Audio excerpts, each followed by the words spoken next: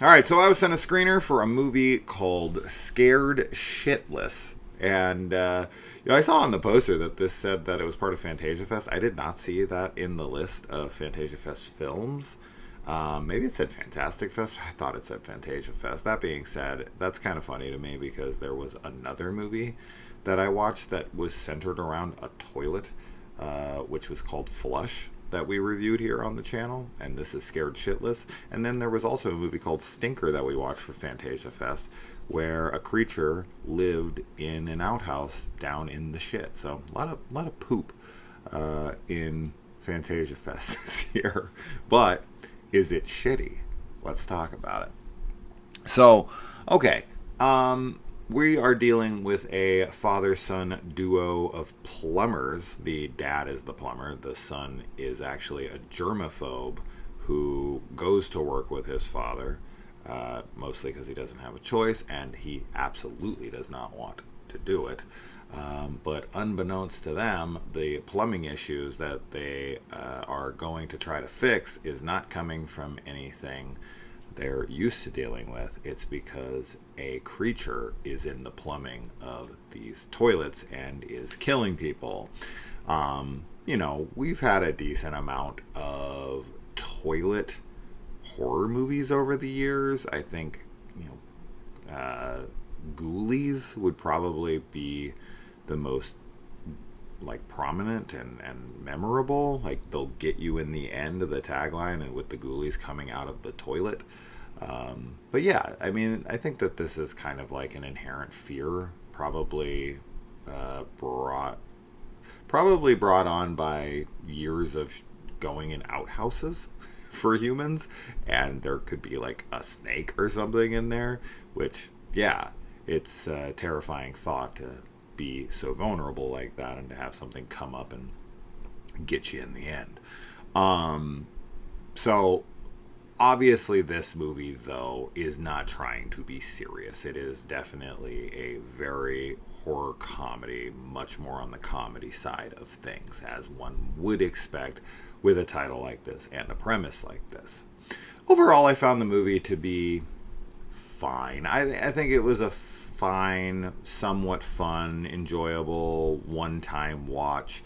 Stephen Ogg, OGG, I know the guy from quite a few projects.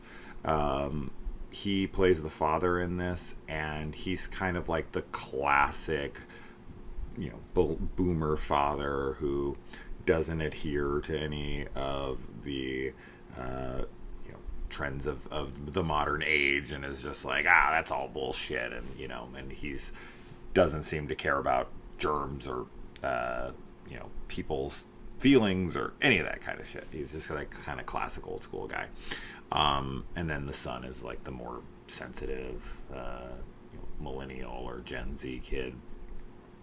And their dynamic works pretty well together.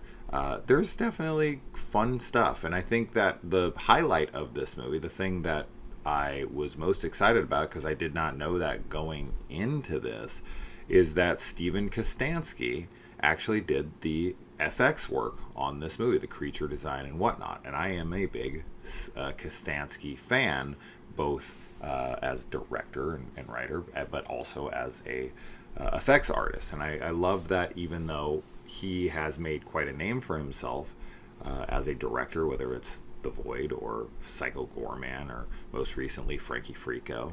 And he also has the Death Stalker remake coming out this year.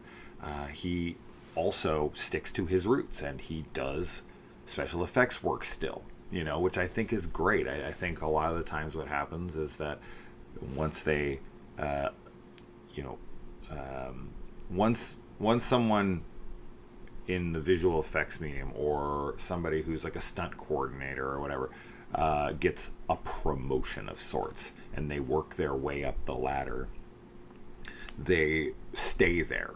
They typically don't descend. They don't go back to what they usually do. And I feel like Kostanski goes back and forth a lot. Like, I see him doing visual effects work on a decent amount of movies that I've watched over the last few years, despite the fact that he's having a lot of success as a director over the last decade at least. So I think that's pretty cool, and I think that it shines here. I think that the creature work is quite good. I think that there's some fun visual gags that were created by him. The humor is hit and miss. I think that is probably the biggest issue with the film, is that it just, there's definitely a lot of repetition.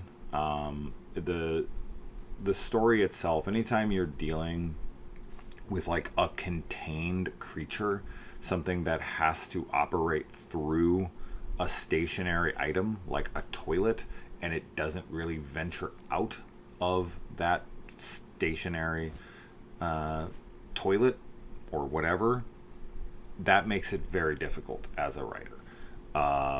Because you're just like, well, people have to go to the bathroom, and once it attacks you, you don't go by that thing anymore, right? And problem solved. And yeah, there's a lot of logical, issues here with the characters. They try to address them, like, oh, why aren't they calling the police? They do bring it up, and they do try to wave it away. And they even make reference to that later. So I liked that attempt there, at least, because with a film like this, a premise like this, you kind of can't help but be like, just leave the building and call the police and have them take care of it. But as I said, it is somewhat addressed. It's just that kind of film logic, and because it's a comedy, that you just go, okay, why not? We'll roll with that. I don't know why anyone would put their life on the line for this, but whatever.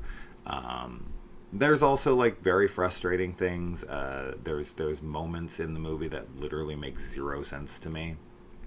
There's a scene towards the end with the dad, and he's making his big heroic moment, and it just makes no sense to me. Like, there's no reason there. It's that whole scene. I'm not really trying to give away spoilers here or anything, but it's that whole scene that I always get frustrated with, where it's like, save yourself, and it's like, there's no real reason for it. It's like, people can easily help you, and you have the means to do so right there, and you've just chosen not to. And it's, and then there's like a dog also in that scene that also is left behind for absolutely no reason. So stuff like that, where you're just like, that just is lazy. That kind of stuff is just lazy to me. I don't care for it. It makes zero sense, and it makes you frustrated with the scene. So there's stuff like that. You also have, I'll never understand this type of decision here, to make like a character like a cam girl, and to have her displaying her nudity for an audience. Like, that's her purpose, and you're just hiring some random actress who's genuinely just there to be this kind of cannon fodder. It's not because the person gives an amazing performance, or because they have a recognizable name that you can sell. It's just some random person. And so you take a cam girl character in a B schlock film that caters to a specific audience looking for, graphic gore and nudity. These are things that the audience likes and expects. And you put a character like that in the movie, who's literally taking off her clothes for a camera, taking a shower for her audience, and everything's done neck up, or like shoulder up. It's like, why is this even in here? Why in a movie like this, we're going to be tasteful in a movie called Scared Shitless, where an ass-eating monster is coming up and tearing the insides of people out? Like, we're really going to try to pretend that we're like, above it? Get the fuck out of here. You're going to have a cam girl get naked in your B schlock film that only caters to a specific audience. Show the nudity, or don't do a scene like that. It makes no sense. It just feels kind of like a slap in the face, right? So that was also like one of those scenes where I'm just like head scratching, like, why? What? Huh? I guess it's supposed to be for humor's sake. The like she's distracted by what she's doing. But I just, yeah, for me, silly, very stupid. And yeah, the movie's very short. I think it's only like 70 some odd minutes long. And when it's over, it's like, okay, good. I'm kind of done with this movie.